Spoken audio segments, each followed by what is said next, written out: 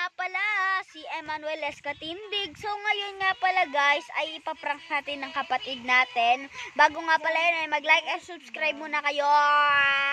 Ipaprank natin siya. Ang ipaprank natin ay pagtitripan natin siya. Iinisin natin siya to the point na mananakit na siya at mangangagat.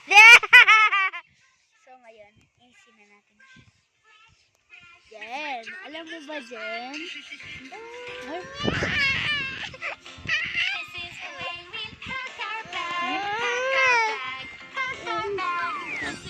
Inisin natin siya guys. Ay, gusto siya.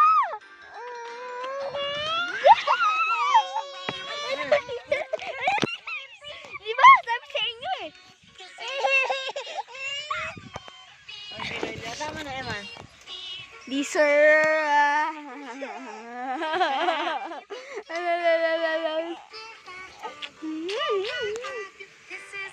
Ayaw na.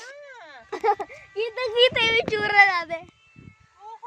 Bakit? Oh my God!